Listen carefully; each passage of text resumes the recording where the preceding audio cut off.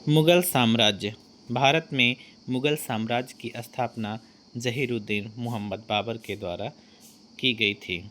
बाबर का जन्म 14 फरवरी 1483 ईस्वी को मावरा उन्नहर ट्रांस अक्सियाना की एक छोटी सी रियासत अंदीजन फरगना में हुआ था। यह क्षेत्र मध्य एशिया में स्थित है। बाबर के पिता का नाम उमर शेख मिर्ज़ा और इसकी माता का नाम कुतलुग निगार खां था। उमर शेख मिर्ज़ा फरगना की जागीर का मालिक था। बाबर पिता की पक्ष की तरफ से तैमूर का 5वां वंशज तथा माता के पक्ष की तरफ से चंगेज खां का 14वां वंशज था। इस प्रकार उसमें तुर्कों और मंगोलों के रक्त का मिश्रण था। बाबर ने जिस नए राजवंश की नींव डाली वह तुर्की नस्ल का चगताई वंश था। बाबर के पिता की जब मृत्यु हुई तो वह केवल 11 वर्ष का था और 1494 ईस्वी में फरगना की गद्दी पर बैठा। अब भारत पर बाबर ने आक्रमण क्यों किया?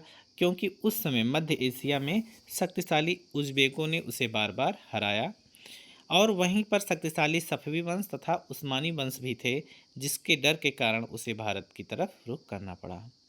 बाबर को उज़्बेक सरदार सैवानी खां ने बार बार पराजित किया था। 1502 ईस्वी में इक्सर ए पुल का युद्ध हुआ, जिसमें सैवानी खां ने बाबर को पराजित किया और मध्य एशिया से उसे भगा दिया। इसी युद्ध में सैवानी खां ने बाबर के विरुद्ध उज़्बेकों की युद्ध नीति तुलगुमा पद्धति का प्रयोग किया। यही युद्ध पद्धति बाबर क्या करता है कि भारत में जब आता है तो तुलगुमा युद्ध पद्धति का प्रयोग करता है। फिर बाबर ने अपने पैतृक सिंहासन को प्राप्त करने का विचार एकदम से छोड़ दिया और दक्षिण पूर्व अर्थात भारत की तरफ अपना भाग्य आजमाने के लिए विवश हो गया। इसी अवधि में बाबर ने 1504 ईस्वी में काबुल पर अधिकार कर लिया और परिणाम स्वरूप उसने 1507 ईस्वी में पातशाह की उपाधि धारण की। अब पातशाह की उपाधि से पूर्व जो बाबर है ये सब मिर्ज़ा की उपाधि, जो कि उसकी पैतृक उपाधि थी, धारण करता था। बाबर ने जिस समय भारत पर आक्रमण किया उस समय भारत में बंगाल, मालवा, गुजरात, सिंध, कश्मीर, मेवाड़, दिल्ली, खानदेश, विजयनगर एवं विच्छिन्न बहमनी रियासतें आदि अनेक स्वतंत्र राज्य थे।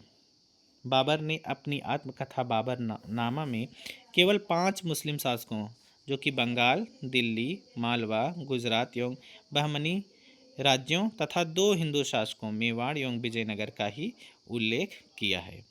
बाबर ने अपनी आत्मकथा बाबरनामा में विजयनगर के तत्कालीन शासक कृष्णदेवराय को समकालीन भारत का सबसे शक्तिशाली राजा कहा है।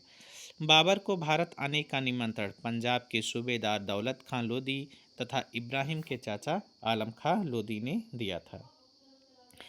और एक थे जो कि राणा सांगा, जिसके विषय में बाबर ने अपनी आत्मकथा में स्वयं लिखा है कि राणा सांगा ने भी उसको भारत पर आक्रमण करने का आमंत्रण दिया है। बाबर ने पानीपत के विजय से पूर्व भारत पर 4 बार आक्रमण किया। इस प्रकार पानीपत विजय उसका भारत पर 5वां आक्रमण था। बाबर ने भारत पर पहला आक्रमण 1519 ईस्वी में बाजौर पर किया और उसी आक्रमण में उसने भेरा के किले को भी जीता था। बाबर ने अपनी आत्मकथा में कहा है कि इस किले यानी भेरा को जीतने में सर्वप्रथम बारूद अर्थात तोपखाने का प्रयोग किया था। पानीपत के प्रथम युद्ध 21 अप्रैल 1526 ईस्वी में बाबर की विजय के मुख्य कारण उसका तोपखाना एवं कुशल सेनापतित्व था। पानीपत के प्रथम युद्ध में बाबर ने उज़्बेकों की युद्ध नीति, तुलगुमा युद्ध पद्धति तथा तोपों को सजाने की उस्मानी विधि रूमी विधि का प्रयोग किया था। अब ये विधि क्या है? उस्मानी विधि 2 गाड़ियों के बीच में व्यवस्थित जगह को छोड़कर उसमें तोपों को रखकर चलाने की विधि जो है वो उस्मानी विधि कही जाती है। इस विधि को उस्मानी विधि इसलिए कहा जाता था क्योंकि इसका प्रयोग उस्मानियों ने सफवी शाह इस्माइल के खिलाफ युद्ध में किया था। बाबर ने तुलगमा युद्ध पद्धति उज़्बेकों से ग्रहण किया। पानीपत के युद्ध में बाबर के तोपखाने का नेतृत्व उस्ताद अली और मुस्तफ़ा खां नामक दो योग्य तुर्की अधिकारियों ने किया था। पानीपत के युद्ध में इब्राहिम लोदी की पराजय का मुख्य कारण एकता का अभाव, अकुशल सेनापतित्व तथा अफगान सरदारों की उससे क्षुब्धता थी। पानीपत के प्रथम युद्ध में इब्राहिम लोदी मारा गया। इस प्रकार मध्यकाल का वह प्रथम शासक था जो युद्ध स्थल पे मारा गया। इसके पहले जो सल्तनत काल था, सल्तनत काल में कोई भी शासक युद्ध स्थल में मारा नहीं गया था। और इसके साथ उसका मित्र ग्वालियर नरेश विक्रमाजीत भी मारा गया। पानीपत का युद्ध परिणाम की दृष्टि से बहुत महत्वपूर्ण नहीं था, परंतु इस युद्ध ने भारत के भाग्य का ही नहीं बल्कि लोदियों के भाग्य का भी निर्णय कर दिया। यानी भारत में मुगल आए और लोदी भारत में पुनः कभी भी शासन नहीं कर सके। 27 अप्रैल 1526 ईस्वी को बाबर ने अपने को बादशाह घोषित कर दिया। बाबर ने भारत में मुगल साम्राज्य की स्थापना की एवं दिल्ली में अपने नाम का खुतबा पढ़वाया। अब पानीपत के युद्ध के विजय प्राप्त करने के उपलक्ष्य में बाबर ने काबुल के प्रत्येक निवासी को एक एक चांदी का सिक्का दान में दिया। इसी उदारता के कारण बाबर को कलंदर भी कहा गया। राजपूतों के विरुद्ध बाबर द्वारा लड़े गए खानवा के युद्ध का मुख्य कारण बाबर का भारत में रहने का निश्चय था। चूँकि भारत में बाबर इसलिए आया ही था कि उसे मध्य एशिया से खदेड़ा गया था। राणा सांगा और बाबर के बीच शक्ति प्रदर्शन आगरा से 40 किलोमीटर दूर खानवा नामक स्थान पर 17 मार्च 1527 ईस्वी को हुआ। यानी बाबर अब पानीपत के युद्ध के बाद खानवा का युद्ध लड़ा। इस युद्ध में राणा सांगा की ओर से हसन खां मेवाती, महमूद लोदी, आलम खां लोदी तथा मेदिनी राय ने भाग लिया था। बाबर ने अपने सैनिकों का मनोबल बढ़ाने के लिए जिहाद, इस्लाम की रक्षा के लिए धर्मयुद्ध का नारा दिया तथा मुसलमानों पर लगने वाले तमगा नामक कर या व्यापारिक कर की समाप्ति की घोषणा की। इससे उसने क्या किया कि बाबर ने अपने सैनिकों का मनोबल बढ़ा दिया। बाबर ने खानवा के युद्ध में विजय प्राप्ति के बाद गाजी, योद्धा एवं धर्म प्रचारक दोनों की उपाधि धारण की थी। आशीर्वाद लाल श्रीवास्तव ने बाबर एवं राणा सांगा की सेनाओं में 1:2 का अनुपात बताया है, जो कि अधिक तर्कसंगत प्रतीत होता है। बाबर ने 29 जनवरी 1528 ईस्वी चंदेरी पर अधिकार हेतु मेदिनी राय पर आक्रमण कर दिया।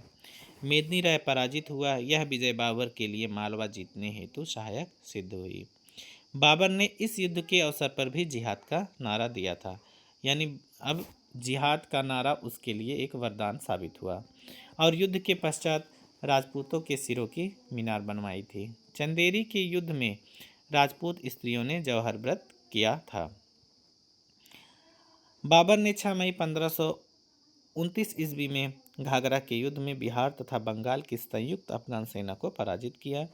मध्ययुगीन इतिहास में घाघरा का युद्ध पहला युद्ध था जो जल एवं स्थल दोनों स्थानों पर लड़ा गया। यह युद्ध बाबर का अंतिम युद्ध था। इस युद्ध के पश्चात बाबर का भारत पर अस्थायी रूप से अधिकार हो गया। अब उसके साम्राज्य की सीमा सिंधु से लेकर बिहार तक तथा हिमालय से लेकर ग्वालियर तक फैल गई। 26 दिसंबर 1530 ईस्वी को आगरा में बाबर की मृत्यु हो गई और उसे आगरा में नूर अफगान आधुनिक आराम बाग में दफना दिया गया, परंतु बाद में उसे काबुल में उसी के द्वारा चुने गए स्थान पर दफनाया गया। बाबर ने पानीपत की विजय के बाद कहा था, काबुल की गरीबी अब हमारे लिए फिर नहीं, जिसका उल्लेख बाबरनामा में मिलता है। बाबर ने भारत आगमन के पश्चात कुषाण साम्राज्य के बाद पहली बार उत्तरी भारत में काबुल और कांधार सम्मिलित किए। बाबर ने अपनी आत्मकथा तुज़के बाबरी, जो कि तुर्की भाषा में लिखी गई है, में भारत के तत्कालीन राजनीतिक दशा, भारतीयों के जीवन स्तर, पशु पक्षियों एवं फूलों तथा फलों का विस्तृत वर्णन किया है। अब बाबर की मृत्यु का कारण कुछ इतिहासकार इब्राहिम लोदी की मां द्वारा दिए गए विष को भी मानते हैं। बाबर की पुत्री गुलबदन बेगम ने अपनी पुस्तक हुमायूं नामा में उल्लेख किया है कि बाबर की मृत्यु एक षड्यंत्र द्वारा इब्राहिम लोदी की मां द्वारा विष देने से हुई थी। बाबर ने सर्वप्रथम सुल्तान की परंपरा को तोड़कर अपने को बादशाह घोषित किया था, जबकि इससे पूर्व के शासक अपने को सुल्तान कहकर ही पुकारते थे। बाबर बागों को लगाने का बड़ा शौकीन था। उसने आगरा में ज्यामितीय विधि से एक बाग लगवाया जिसे नूरे अफगान कहा जाता था, परंतु अब इसे आराम बाग कहा जाता है।